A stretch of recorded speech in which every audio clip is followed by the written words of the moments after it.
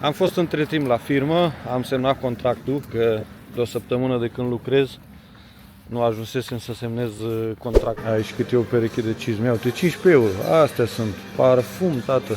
Ia uite, stai și cu cafea, mamă, ia ce mașină de cafea. Da. Ca să-mi dai notă, nu de altceva. Bună? Ce mai trebuia? Mai picant? Da, că nu prea se simte. Dar pentru muncă mai am nevoie de ceva haine, care astea o să mi le cumpăr singur. Am mai făcut și a doua cafea, ca să îi mai dau o șansă, să nu zic că e la fel ca aia de la supermarket. Parcă o tentă de aromă, să zic, că are în plus, dar nu știu, pentru mine nimic foarte special. In Italia, Giorgia, Lina, Isabella. In Italia, Giorgia, Lina, Isabella. In Italia, Giorgia. Bună dimineața, dragilor, și Bună dimineața. bine ați venit la un nou vlog. Este sâmbătă dimineața la noi, ora 9 grade, rimează una cu alta. Alina este la muncă, din păcate, deocamdată, poate mai târziu un vlog o să vedeți și pe ea. Merg la mine la firmă pentru că m-am angajat, nu puteam să stau acasă ca puturoșii, ca să zic așa. Merg că am ceva lucruri de făcut pe acolo, de semnat niște documente. Și după care avem activitățile noastre cu care v-am obișnuit și bucurați-vă încă de YouTube cât nu ne depășește inteligența artificială, adică bucurați-vă încă de realitatea care o postăm noi oameni în general, că nu prea departe, în viitorul apropiat, cred că o să ne acapareze YouTube-ul și tot internetul cu inteligența artificială și nu știu cât o să vă placă în confront cu ceea ce facem noi oamenii real, cu ce o să facă, ce o să arate inteligența artificială. Așa că pentru asta puneți un mare like și abonați-vă la canal, că fără ajutorul vostru nu ajungem unde trebuie. Hai să dăm drumul la zi, să înceapă ziua, de fapt, că e târziu. Ce s-a încălzit afară, s-au făcut 14 grade. Am fost între timp la firmă, am semnat contractul, că de o săptămână de când lucrez nu ajunsesem să semnez contractul. L-aveam la mine, dar nu semnasem oficial în firmă. Mi-au dat încălțămintea de muncă, așa că să sperăm că e totul ok. Dar pentru muncă mai am nevoie de ceva haine, care astea o să mi le cumpăr singur. Pantalon de muncă, o pereche de cizme, cred, o vestă, ceva tot de muncă, și astea o să le cumpăr de aici, de la Decathlon, pentru că ei îți oferă bocancii de muncă, mânuși, 2 perechi de mânuși, cască, ce mai ai nevoie. Nu vă spun deocamdată unde m-am angajat și ce lucrez, vă las pe voi să ghiciți. Am fost între timp și la Tehnomat și am văzut plasa, n-am mai filmat acolo, dar am văzut plasa, o să o comand online ca să mi-o trimită, fac comanda direct online și mi-o trimite direct acasă acolo. Ce liniște aici dimineața, nu? Hai să vedem ce găsim. Mi-ar trebui o vestă, uite așa, din material din ăsta, ca să o țin pe dedesubt, așa, să țină la mijloc. Și asta îmi place la atingere, așa, la material. Și culoarea. Și asta așa. Să vedem unde sunt vestele. Uite, și asta e mișto, 19 euro. Am găsit și o pereche de pantaloni, nu prea îmi place culoarea, că e un verde așa, dar uite, asta îmi place ca vestă. Asta? Vezi? Nu, dacă... Uite și asta gri așa, dar bine, asta e cu mâneci. Hai să mai vedem, mai căutăm. Bine, astea sunt de normal de pădurari, de ce sunt astea? De pescar, de... Și cizme, hai să vedem și la cizme. Aici cât e o pereche de cizme, uite, 15 euro, astea sunt, parfum, tată. 15 euro, și vezi? Astea simple așa, dar mai înalte îmi trebuie mie, astea, nu astea. Sunt mai frumoase astea, dar astea îmi trebuie. Gata cumpărăturile la Decathlon, aproape că am găsit tot ce îmi trebuia, o pereche de pantaloni mai îmi trebuie, dar o găsim în drumul nostru la Rosetti. Și mergem acasă că am o foame de, cum se zice, lup! Asta vrea să zic, da. Așa, că e 12 ceasul și bineînțeles că stomacul este ca un ceas. Da, și vreau să spun că și eu mi-am găsit ceva. Ți-ai găsit și tu, da. Ești bucuroasă că n-ai venit degeaba cu mine, nu? Trece timpul ca nebunul. Am plecat de azi de dimineață, de la ora 9 și 5 era când am plecat de acasă. Și e 2. Deci, mare lucru n-am făcut. Am fost până la mine la firmă, v-am povestit ce am făcut, ca să nu mai povestesc. Și până la Decathlon am trecut un pic pe la Rossetti. Nu mai este ulei? Nu, ăla cum iau de aici. Dacă mai este desfăcut. Așa, până am trecut la Decathlon. Până am trecut la Rossetti un pic, am făcut ora 2. Punem un pic de guanciale, un pic de ulei de măsline și vrem să facem paste, să mâncăm repede, așa ceva fugitiv, facem all'arrabbiata cu pene, și aici guanciale. am pus eu că a mai rămas o felie de pizza seară și am pus-o să se încălzească să mâncăm înainte. Asta așa, ca snack, un pic înainte, ca aperitiv, nu? Da. Mamă, dar ce foame am, e pericol. Acum, imediat, pastele sunt aproape fierte, facem guancialele, sucul repede, tâc, până fierbe pastele și animos!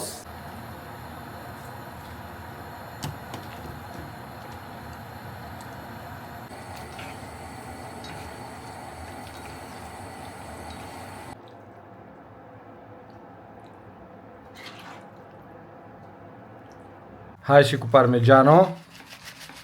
Mamă, ce bine arată. Mamă, dar cred că arde super tare ea. Așa, de gust una. Ca să-mi dai notă, nu de altceva. Bună? Ce mai trebuia? Mai picant? Da, că nu prea se simte. Am zis să nu-ți omori stomacul.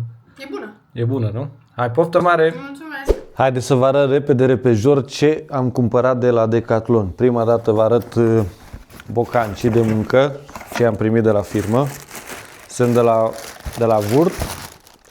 Așa, negru cu portocaliu. Ce să mai... Încălțăminte de muncă.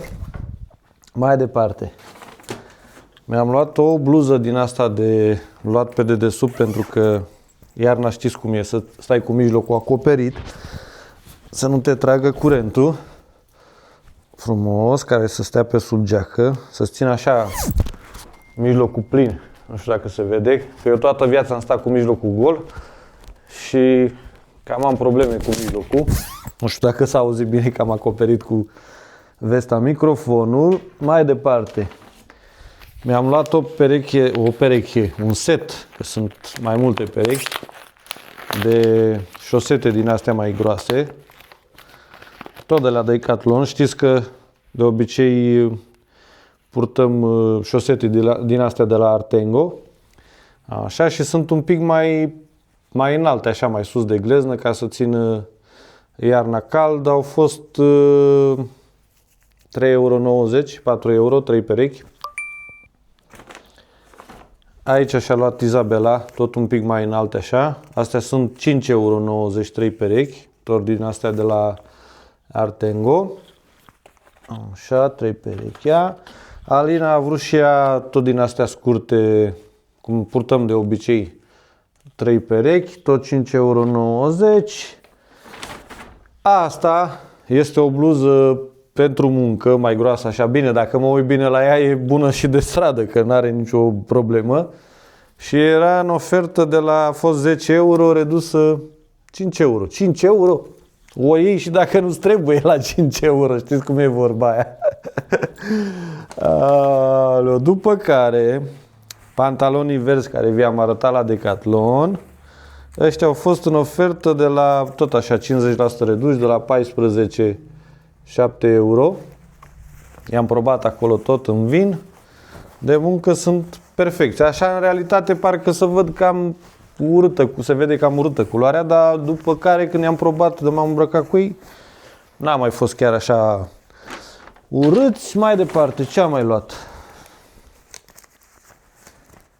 Și mai mi-am luat de la Rossetti o pereche din ăștia gri așa. Ăștia au fost într-un pic mai grosus ca ăia și n-au mai fost în ofertă, au fost 27 de euro. Ceva de genul, tot de muncă. Și în ultimul rând, cizme. Mi-am luat o pereche de cizme, tot de la Decathlon, 15 euro, 75 de lei pentru muncă.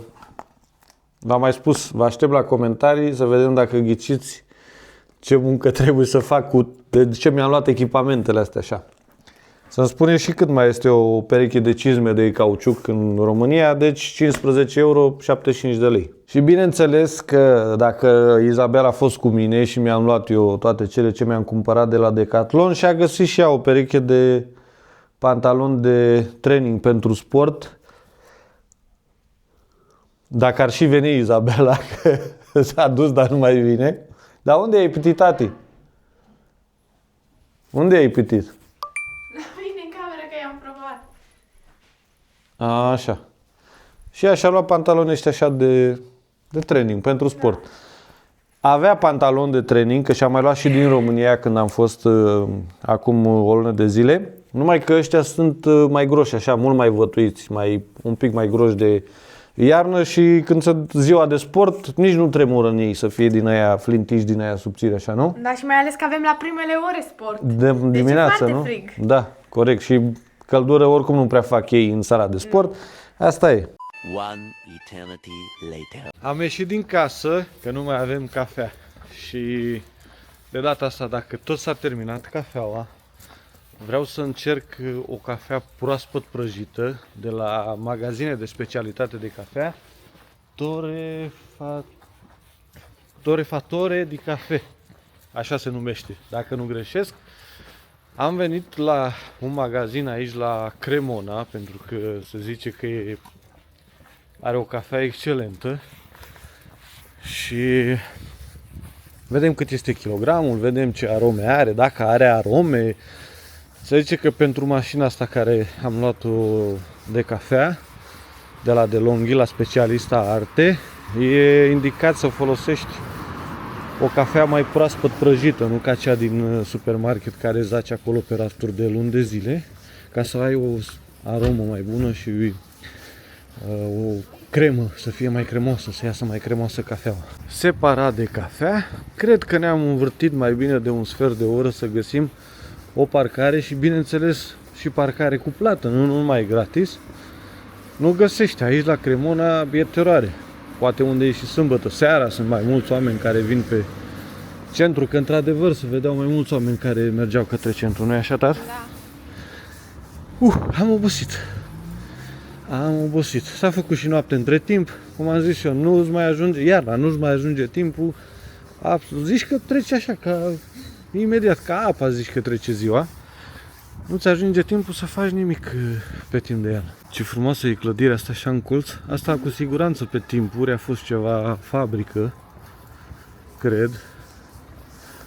Că văd și că are și steagurile acolo. Bă, nu știu, dar oricum e frumos așa roșie. Aici pe stânga e o biserică.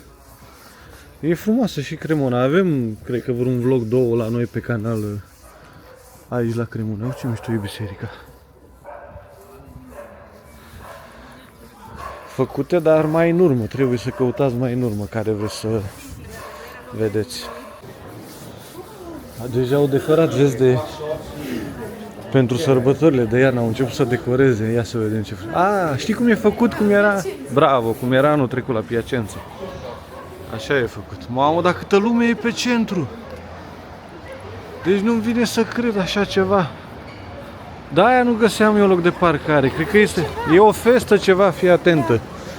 Că dăm de o festă fără să avem habar. Ne pare rău că nu putem să stăm mai mult decât să ne uităm așa un pic stânga-dreapta. Pentru că Alina este la muncă și, na, fără ea, știți cum e nașpa. Deci da, era greu de găsit un loc de parcare. De obicei găseam, nu era chiar așa. Mi-am imaginat eu că ar trebui să fie ceva balamuc pe aici. Și noi trebuie să facem aici, nu prima, a doua. Asta e prima stradă de când am făcut dreapta, nu? Da. Mai în față facem dreapta ca să ajungem la magazinul de cafea. Da, e ceva aici, vezi, uite.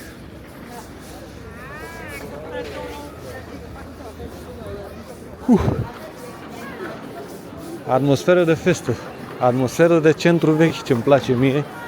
Să mă plimb așa. Uite, jocuri de-astea sunt și la Castela. Ah, da, vezi, cu jocuri din astea de lemn, cum era și la Casela Cuarto, când mergeam la festa de le Castane, știi? Deci e sărbătoarea orașului ceva, sigur. Gata, am ajuns. Se numește Torrefazione, non Torrefatore, cum am zis eu. Torrefazione di caffè Moca. Super Moca. Mamă, e un magazin din ăla antic și de demult, știi, cu râșnițe din alea vechi. Și ce bicicletă veche, da. Nu știu dacă pot să o filmez înăuntru, dar vă iau așa câteva imagini de afară măcar. Ia uite, stai și cu cafea. Mamă, ia uite mașină de cafea. Gata, am luat cafeluța înăuntru, n-am putut să filmez, că, na, fiecare om cu intimitatea lui. Mașina aceea de cafea care ați văzut-o în dreapta, la ușă, când am filmat la început, era din 1956. Da. Și încă funcționează. El n-are decât un tip de amestec de cafea. A zis că India, Etiopia, Brazilia, Guatemala și încă unul, a zis 5. Nu mai știu ultimul care era ultima țară. Deci are un amestec de 5 stări de cafea, cea mai bună calitate. Acum e prăjită o dată pe săptămână, o prăjește. Deci astăzi e sâmbătă, ar avea 5-6 zile de când este prăjită. Așa că mâine dimineață la cafeluță o testăm, nu? Ia scoate, tati, să vedem. Și am luat jumătate de kilogram deocamdată. Este făcut așa în pungi din astea. Uitați aici de unde am luat. Și ne-a pus-o 250 de grame cu 250 ca să nu desfacem jumătate de kilogram odată, ca să-și păstreze cât mai mult aroma, să nu-și piardă din aroma. Acum vedem cum de obicei 18-20 de euro găsești la magazin, la Vața, Pelini și așa mai departe. Ce tipuri de cafea mai sunt. Asta ar însemna la 26 de euro kilogramul, undeva la 6-8 euro în plus. La un kilogram nu e un capăt de lume, important e să fie bună. Din ce am citit eu acolo, la recenzii, prima dată ziceau că au mai multe sortimente clienții, dar văd că are un singur amestec de moca. Acum sperăm să fie bună. Dacă nu, mai încercăm și altceva. The next day. Bună dimineața! Doar ce ne-am trezit și bineînțeles că cu poftă de cafeluță. Și acum de față cu voi o să desfacem cafeaua care am cumpărat-o aseară. Hai să nu mai fac, că asta face gălăgii. Cum vedeți?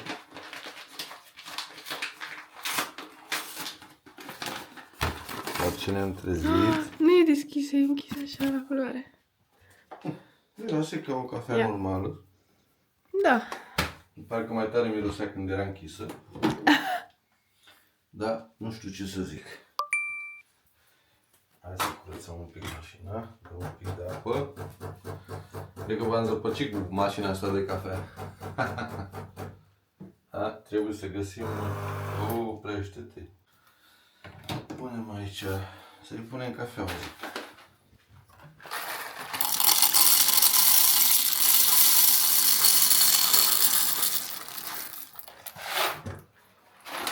Intră cam 150 de grame ăsta. Așa. Hai să vedem ce face asta.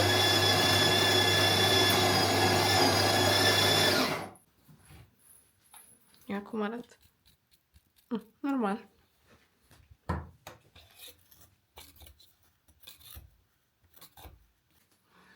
Hai să vedem.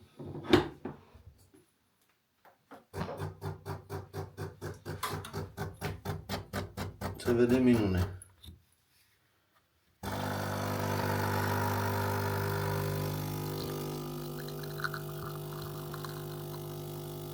Doar că la 7 grame de cafea care zic ei ca să pui, părerea mea că iese cam...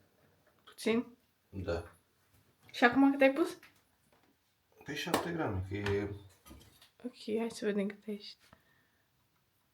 Are cremă. Nu miroase așa tare Ia. ca cealaltă. Da, nu miroase așa tare. Aveam de la magazin. Hai să gustăm un pic fără zahăr prima dată.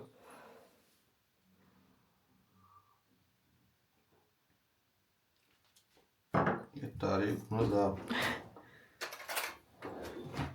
Bă, hai să vedem. Punem un pic de zahăr.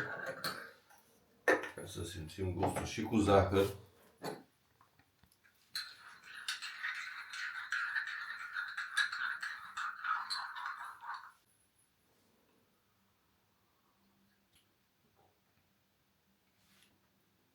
E bună. Dar nu e ceva ou. Adică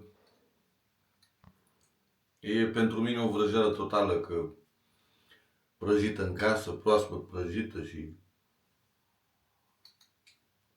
chiar nu e nicio diferență între cafeaua care o aveam noi pe linii, care era de la supermarket, și cafeaua lui pește prăjit ăsta, cum se numește, torrefazione cafe. Am mai făcut și a doua cafea, ca să îi mai dau o șansă, să nu zic că e la fel ca aia de la supermarket. Parcă o tentă de aromă, să zic, că are în plus, dar nu știu, pentru mine nimic foarte special. Și da, încă este problema de la filtrul ăla. Am comandat unul online, mi-a venit și era greșit, nu era pentru mașina noastră, nu se potrivea acolo unde intră la gura mașinii de făcut cafea, așa că mai avem de așteptat vreo săptămână până vine celălalt. Un pic de spumă are, nu de cremă, dar încă nu e ce trebuie. Ca și gust, da, e bună, o face tare, o face ca la bar, doar că îi mai trebuie cremă. Asta îi mai lipsește, crema. Un pic mai multă cremă față de cât face. Și acum sperăm că o să o rezolvăm cu portafiltrul acela. Să sperăm că vine și ăsta ce trebuie, să nu dau înapoi ca pe celălalt. One eternity later. Doar ce am venit de afară, e un frig de mamă, sunt doar 9 grade, un pic de ceață așa, oricum urât. N-am mai filmat că am fost repede până la măcelărie, după cum știți de când am început vlogul. Alina este la muncă până astăzi la ora 2, așa că este tot rândul meu să gătesc astăzi la prânz, o aștept cu masa gata. Izabela n-a mai mers cu mine afară, a rămas să îmbăieze acasă. Închide și tu ușile de la mobilă. Și am fost repejor să iau ardei, am luat. Bine, astea sunt niște snack-uri așa cu cremvuști, repede. Și am luat așa, niște involtini, sunt umpluți cu ceva cașcaval și mi se pare că carne tocată. Dar ăștia nu se-i fac astăzi, îi băgăm la frigider. Și am luat aici 2 arosto așa, de spată de porc. Avea și ceafă, arosto de ceafă și de spată. Și am luat, am zis numai că ceafa am tot mâncat, să facem de data asta de, cum îi zice, că nu mai am aer să respiram, mult cascările, să facem de spată. Era, unul mi se părea cam că nu ne ajunge, 2 sunt prea mari, dar nu contează, că ăștia îi facem la cuptor cu cartofi și ardei, că de aceea am luat ardei. Asta dacă mai rămâne, băgăm din nou la cuptor și încălzim și a doua zi și mai mâncăm, că bineînțeles are undeva la vreo 2 kg și ceva de asta. E bun aici. 2 kg 600 are, deci amândoi la un loc are 2 kg 600, nu suntem nebuni să mâncăm atât. Și ăsta cred că a fost, nu știu, 600-700 de grame, ceva de genul. 638. Ai văzut că am știut? Eu am simțit la mână că deja am 3 kg jumătate în mână. O să gătesc pe live, pe vlog, o să arăt ce pot și care sunteți pe live, ne vedem acolo. La un moment dat Peria, de la, că am 2 femei în casă, fete, o fată și o doamnă. Vă dați seama, se piaptă în baie, cade păr cât ai vrea, cât te-ai proteja, cât l-ai ține în mână să cadă în chiuvetă și așa mai departe. cade păr și trage tot spre minunea noastră. Nu ne așteptam, e foarte bun. Și nu costă nici exagerat. A, ai că arată bine, nu? Da. Sunt meseriași sau nu sunt meseriași? Ia uite, și cartofii, parcă am știut la fix că trebuie, fii atent, am avut ochiul format. Uitați și rezultatul, dragilor, la rostoc cu cartofi și cu ardei. Am stat 3 ore de l-am făcut pe live, am înnebunit. Suntem morți de foame, trebuie să mâncăm și noi că nu mai suntem terminați, plus că am vorbit și 3 ore cu voi aici. Suntem extenuați. Asta a fost vlogul. Dacă v-a plăcut ceea ce ați văzut, puneți și voi un like, abonați-vă la canal, cum o spun de fiecare dată. Alina s-a dus să mai ia ce mai este nevoie aici, că nu mai știu, m-am zăpăcit de tot cu live-ul ăsta. Așa că, până data viitoare, vă țuc de nu vă vedeți. Ciao, ciao! Hai să vedem cum se prezintă varza. Ia să vedem ce găsim aici. Vedem ce găsim. Așa. Ia să vedem, domnule. Mamă, ce culoare. Mamă, ce e aici. Ce e aici.